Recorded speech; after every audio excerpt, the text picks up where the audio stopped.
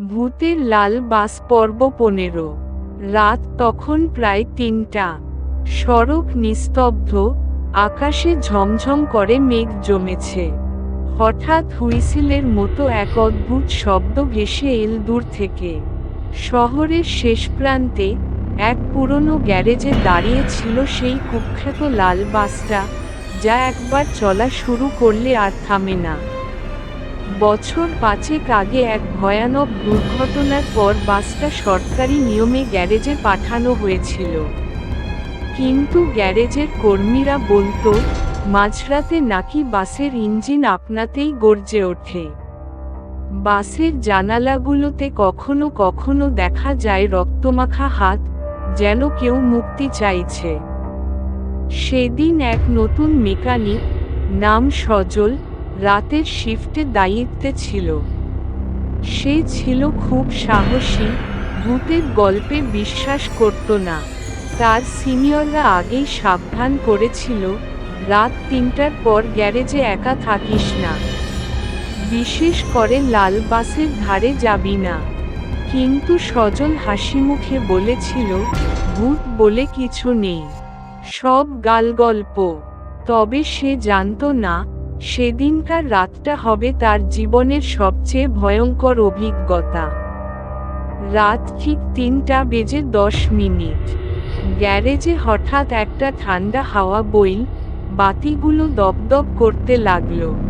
সজল তখন এক কোণে চা খাচ্ছিল। হঠাৎ একটা বিকট আওয়াজ, ঠ্যাং, তার চায়ের কাপটা হাত থেকে পড়ে গেল।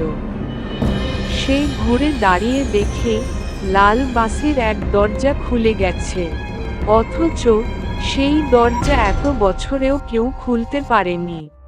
সে ধীরে ধীরে কাছে এগোতে লাগলো। ভিতরটা ছিল অন্ধকার, কিন্তু কোথা থেকে যেন কারো ফিসফিসানির শব্দ শোনা যাচ্ছিল।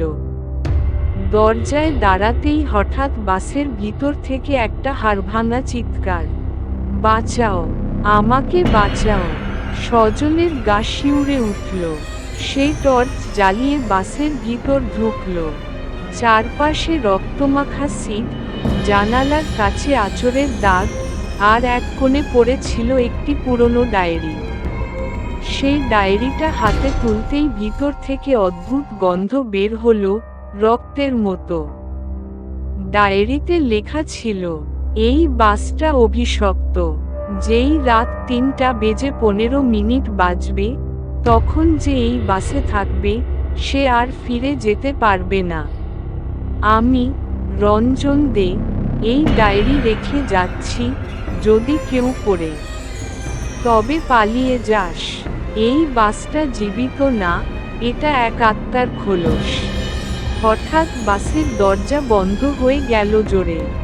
লাইট নিভে গেল। সজল আতঙ্কে চিৎকার করতে লাগলো, কে, কে আছো? তখনই পেছনে থেকে ঠান্ডা একটা নিঃশ্বাস তার ঘাড়ে লাগলো। সে ঘুরে দাঁড়াতেই দেখতে পেল, এক বিকৃত মুখ, রক্তমাখা চোখ, অর্ধেক পুড়ে যাওয়া শরীর, আর গলিত চামড়ার এক ভয়ঙ্কর ছায়া সজলের দিকে এগিয়ে আসছে। ভয়ে সজল চিৎকার করতে করতে পেছনে সিটে হুমড়ি খেয়ে পড়ে যায়। বাসের ভিতর শুরু হয় কান ফাটানো চিৎকার, শিশুর কান্না, আর মৃত মানুষের আহাজারি। হঠাৎ বাসটা নিজের ইঞ্জিন চালু করে দেয়। গ্যারেজের দরজা নিজে থেকে খুলে যায়। বাসটা বেরিয়ে পড়ে রাস্তায়, আর সেই রাতে গ্যারেজ থেকে আর কখনো সজলের খোঁজ মেলেনি। পরদিন সকালে পুলিশ এসে দেখে বাসটা ঠিক আগের জায়গাতেই আছে, কিন্তু ভিতরে আর কেউ নেই। শুধু একজোড়া পুড়ে যাওয়া বুটজুতো পড়ে আছে চালকের সিটে। লাল বাস আবার আত্মা খুঁজতে রাস্তায় নেমেছে। তুমি যদি রাত ৩টার সময় একা রাস্তায় থাকো, সাবধান, লাল বাস তোমার জন্য অপেক্ষা করছে।